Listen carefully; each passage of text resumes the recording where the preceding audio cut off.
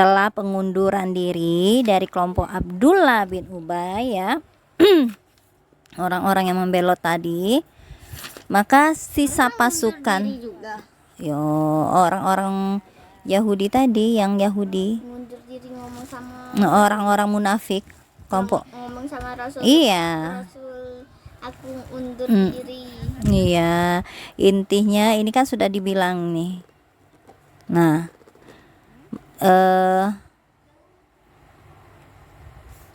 mana tadi? Di sini nah ya. Nah, hampir saja Abdullah bin Ubay itu berhasil mewujudkan rencananya. Dua golongan yang bergabung dengan pasukan muslimin, yaitu Bani Harisa dari Aus dan Bani Salimah dari Khazraj, ya, hampir kehilangan semangat. Tapi Allah langsung menguasainya. Nah, yang mengundurkan diri itu adalah Abdullah dan rekan-rekannya, Mbak. Maka ini dikatakan kepada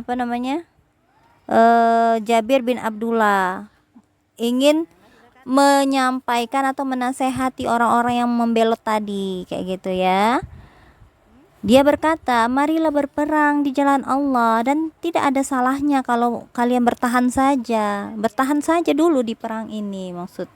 Maksud Abdullah bin Haram tadi ya. Bin Haram, bukan haram tapi haram ya. Jadi orang-orang munafik tadi, rombongan Abdullah bin Ubay tadi ngomong, andai kata kami tahu kalian hendak berperang, tentu kami tidak akan pulang. Ini sebenarnya sindiran saja untuk orang-orang atau pasukan muslim tadi kepada Ini coba sindirannya apa? andai kata kami tahu kalian hendak berperang, tentu kami tidak akan pulang. Kan sebenarnya mereka tahu kan, ya kan? Mereka tahu akan berperang, makanya mereka akan pulang, kayak gitu loh. Akhirnya Abdullah bin Haram tadi kembali ke medan perang sambil berkata kepada rombongan tadi ya, semoga Allah menjauhkan kalian wahai musuh-musuh Allah, sehingga Allah membuat nabinya tidak membutuhkan kehadiran kalian. Nah itu, jadi dia berdoa supaya orang-orang tadi yang membelot tadi, munafik tadi, tidak dibutuhkan oleh Rasulullah. Jadi perang itu tetap jalan tanpa mereka, tanpa kehadiran mereka. Nggak apa-apa, nggak masalah orang-orang itu nggak datang ya.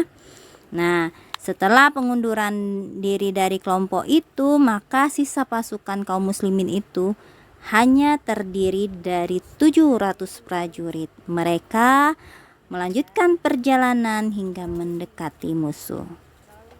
Nah, pasukan musyrikin mengambil tempat yang menghalangi pasukan muslimin dengan bukit Uhud.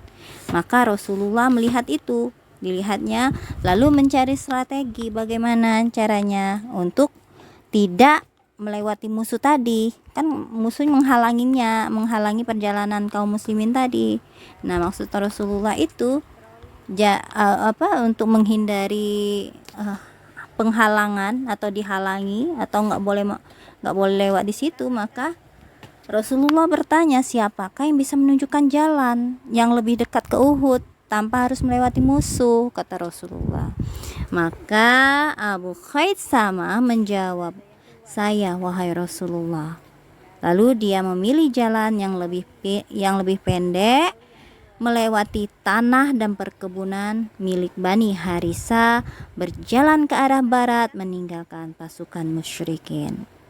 Nah ya, pasukan ini melewati kebun miliknya Mirba bin Qaizi. Dia ini adalah seorang munafik yang buta.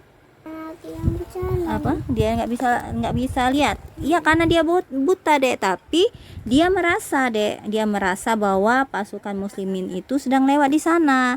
Maka dia menaburkan debu ke wajah orang muslimin sambil berkata, aku tidak memperkenankan kalian, maksudnya orang-orang muslimin itu masuk ke dalam kebunku jika memang engkau benar-benar Rasulullah. Mirba tadi ya, orang yang munafik Dia buta. emangnya tahu kalau itu Rasul. Ya mungkin dari Rasulullah menyampaikan salam, mungkin orang yang lewat itu mengucapkan assalamualaikum kayak gitu kan. Dan tuh cerita dengar-dengar panggilan, biasanya kan orang buta kayak gitu, lebih peka dengan telinganya ya. Orang muslim Orang buta sama orang buta telinganya tidak bisa ngomong. Telinganya nggak bisa mana itu? nggak bisa dengar, sudah buta, telinganya nggak bisa dengar, nggak bisa ngomong juga. Ya sudah, Mana nggak apa-apa. Ada orang yang kayak gitu, kekurangan dia ya, dia nggak punya indera indranya tidak berfungsi dengan baik, ya hidup. Ada orang yang bisa kayak gitu. Pertamanya pasti dia diajari untuk bertahan hidup. Yang jelas orang-orang yang kayak gitu diajari untuk bertahan hidup. Nah setelah itu dia bisa melakukannya sendiri. Orang lain itu bisa mengawasi saja, membantunya sewaktu-waktu, membantunya karena dia sudah terbiasa. Kayak misalnya dia mandi, dia sudah bisa sendiri melakukan pekerjaan pribadi ya, maksudnya mandi, kemudian BAB, BAK ya, itu sudah bisa sendiri. Iya kayak gitu. Jadi orang buta itu punya juga mbak indra-indra yang lain yang lebih peka. Nah ya, Bukan orang buta, telinganya gimana nak? iya orang buta Ngajarinya gimana? kalau dianya nggak mendengar, menggunakan organ-organ atau anggota tubuhnya yang sensitif yang lain, bisa jadi dengan indera perabanya, diajari dengan dipegang ini dikenalkan benda-benda sekeliling, biasanya seperti itu. Nggak bisa ngomong gimana? Kalau nggak bisa ngomong kan bahasa isyarat bisa. Kan nggak bisa ngelihat, nggak bisa ngomong, nggak bisa dengar. Ya paling orang-orang di sekitar itu melakukan apa yang bisa dimengerti. Ngajarin gerakin tangannya, Pak. Iya, jadi nggak akan Makan itu. selalu ada celah untuk membuat dia bertahan hidup. Dia tahu ABC maknya. Nah, kebanyakan orang-orang yang kayak gitu tuh jarang, maksudnya tuh ada orang kan, ada SLB kalau di kita ya, di Indonesia itu ya, ada SLB, sekolah luar biasa untuk orang-orang yang tidak punya kemampuan kekurangan diri, kayak tadi yang buta, yang tuli, tunarungu ya, kalau ngomong dia nggak bisa. Tunarungu itu telinga dengan mulutnya nggak bisa ngomong, telinganya juga tuli. Matanya Enggak, matanya bisa. itu. Mbak kan bilangnya 3 itu. Mata nggak Iya, ada mbak yang kayak gitu, kemungkinan itu pasti ada, tapi kita kan nggak tahu di mana. Oke lanjut ya. Orang-orang muslim langsung mengerumuni Mirba bin Koizi tadi dengan maksud untuk membunuhnya. Namun Rasulullah bersabda, kalian jangan membunuhnya. Ini adalah orang yang buta hatinya, karena itu buta pula matanya.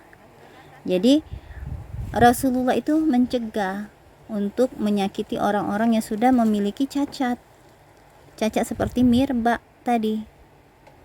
Mirba itu kata Rasulullah bukan cuma buta mata saja, tapi buta hati, dan lebih parah itu buta hati. Kalau buta hati itu tidak merasakan kebenaran, dia nggak tahu, pokoknya sesuai dengan nafsu dia saja, gitu ya. Rasulullah lalu meneruskan perjalanan hingga tiba di kaki bukit Uhud. Pasukan muslimin mengambil tempat dengan posisi menghadap ke arah Madinah dan memunggungi Uhud. Jadi di situ Madinah, di sebelahnya bukit Uhud ya. Dengan posisi ini pasukan musuh berada di tengah antara mereka dan Madinah.